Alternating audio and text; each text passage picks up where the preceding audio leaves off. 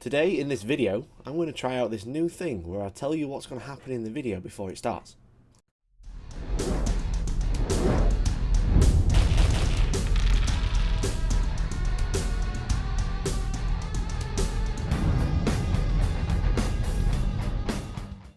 So guys, this week, obviously it's a very busy week for myself.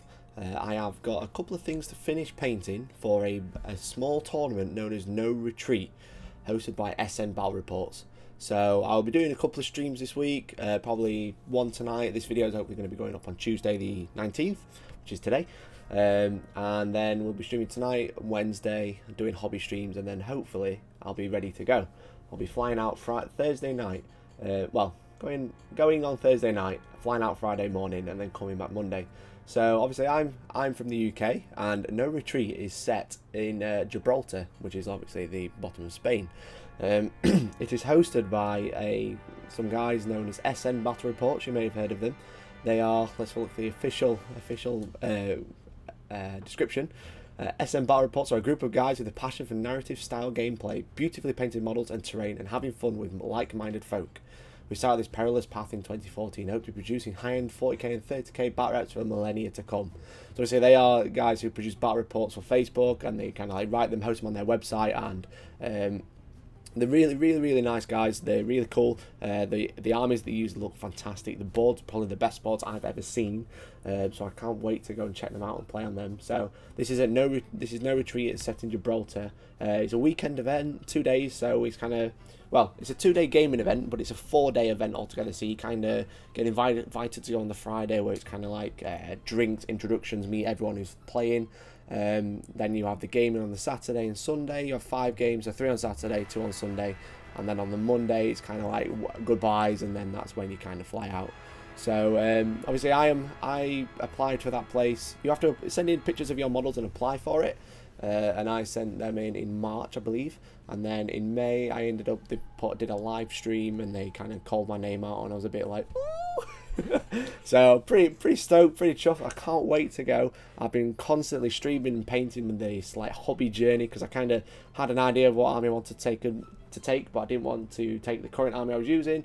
So for the past 6 months, 4 months, I've been painting constantly.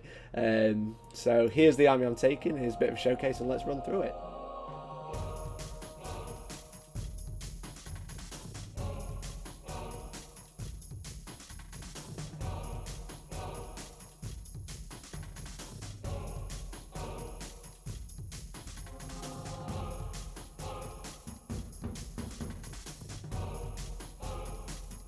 So here we have 2,000 points of Space Marines in the Blood Ravens chapter, using them as Ultramarines in regards to game rules terms, and as you can see, they look not bad. So there you go guys, that was the army. Obviously it is a quite small force, and I'm using them as Ultramarines rather than counting them technically as Blood Ravens. Purely because before the 8th edition rule set came out, I fancied using Gulliman with my Blood Ravens, who were technically Ultramarines at the time, but due to rule changes, how it works, I've kind of just had to stick with it and still count them as Ultramarines, just red. So I'm going to go through my list. I'm going to tell you everything that's in it all, you know. Probably not read out exactly what points, but it does add up to 2,000 points if you go through it. This is the list that I printed out. I'm not sure how well you can see because of how bright it is. No, that's worse. There you go. I've done kind of like a Imperial transcript. So I'm going to go through it, kind of just tell you who's in it, what everything's there for, kind of maybe give you some tactical advice if you wanted, but this is kind of like how I'd run it. So let me go through it. I've got 2 detachments. I've got a battalion, and I've got a super heavy auxiliary detachment. So obviously using the chapter tactics of Ultramarines, using the new codex. I have 2 librarians. I have Librarian Antaeus, who is my the guy with the sticky out sword. You might have seen him. He has a 4-sword, bolt pistol, and Tome of Malcador, which is a relic, which gives him an extra power. And I have Epistolary Sunnis, who's got a 4-sword and bolt pistol. He's the other guy. These guys are going to be basically stood. One of them going with the Razorback, one of them kind of stood to one side with Gulliman, casting Veil of Time, which lets any unit fight first in combat, even if they didn't charge, which is really strong for something like the Gulliman model. It's really good for other things. Just try so you can hit first before they hit you if you get charged. They'll also be casting Smite because it's very strong. They'll also be casting Purge of the Ancients. I'll double check the name. I'll put a correction there. You can probably see it now. Essentially it's a warp charge 6 or 7. You roll against the opponent's leadership. You both roll the dice and add it. If you roll high, you do D3 more wounds. It's another very strong power. And also they'll be casting Null Zone. Well, essentially the 2 librarians will both have Null Zone and Veil of Time, and then the Antaeus with the Eternal Mark will always have Purge. So Null Zone is anything within 6 inches of that model can't use its invulnerable save. It's an enemy model, which is very strong when you start getting close up, you know. So you know your strong armies like your Dark Eldar, your Harlequins, which all have an invulnerable save but no armor save. When you can remove that, it's pretty good. So then I have 3 compulsory troops. I have Tactical Squad Avitus 9, which has the normal tactical squad you saw. It is bolters, bolt pistols, a melter gun, a combi flamer, and a chainsaw on the sergeant. So I did originally have a combi melter and a melter, but I didn't actually have enough points actually, because when the new codex came out, all the points rejigged. So I actually lost. I was over pointed, so I had to do a couple of changes. So combi flame has been replaced. Well, it's not. I feel like the melter gun's probably better for some situations. I don't have a lot of anti-tank in this.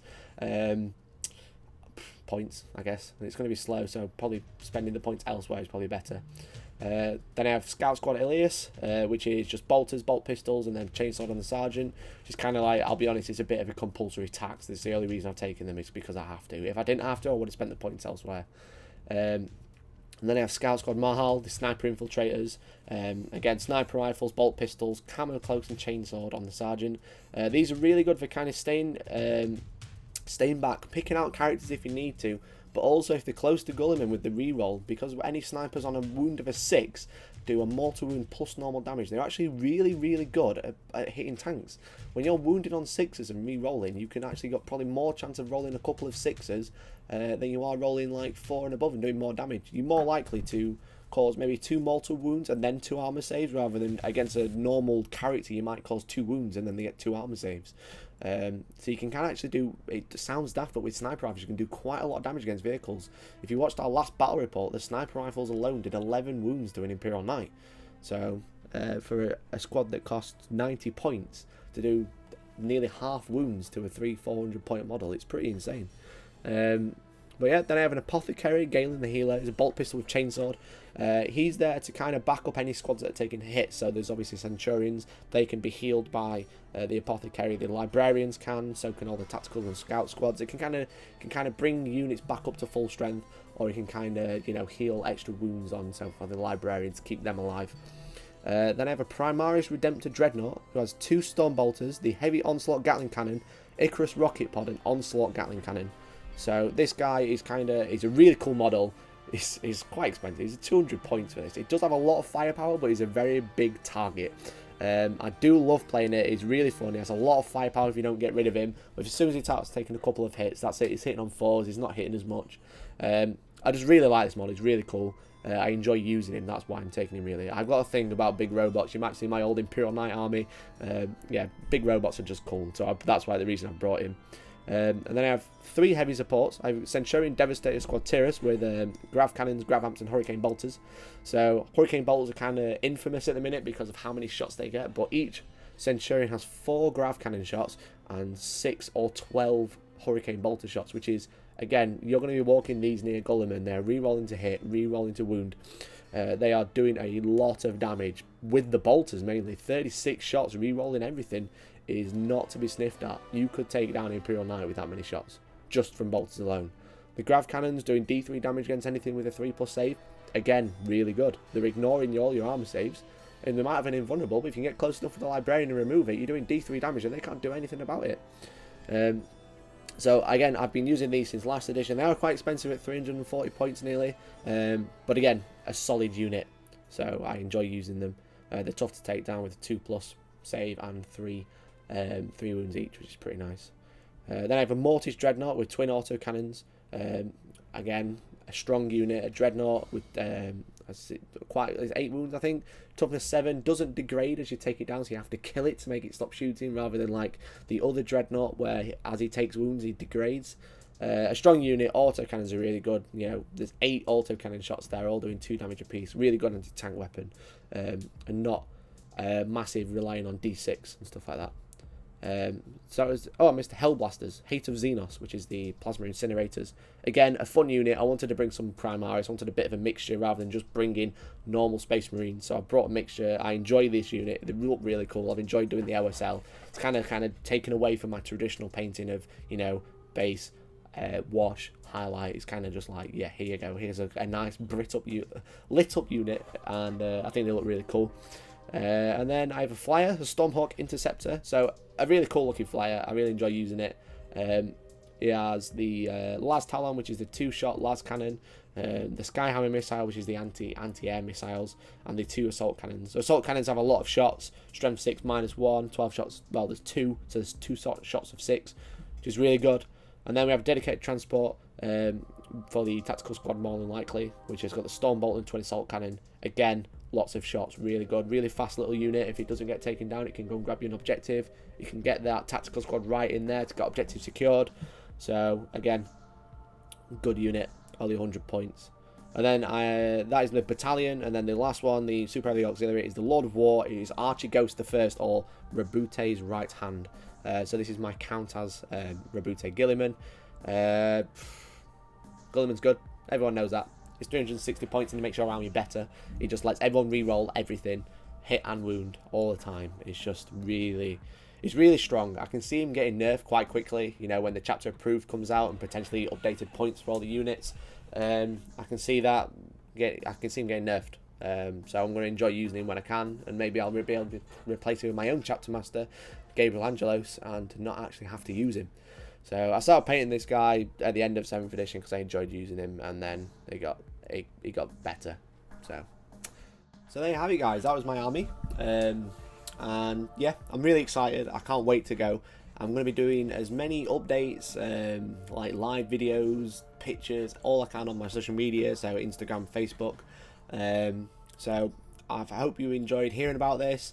Again, my first opponent is Simon Trowell. Seems like a nice bloke from Sweden, using Eldar, so we'll see how that goes. I'll hopefully be able to update you after each game, and then I'll do maybe a similar video to this, reviewing about my time there at the retreat.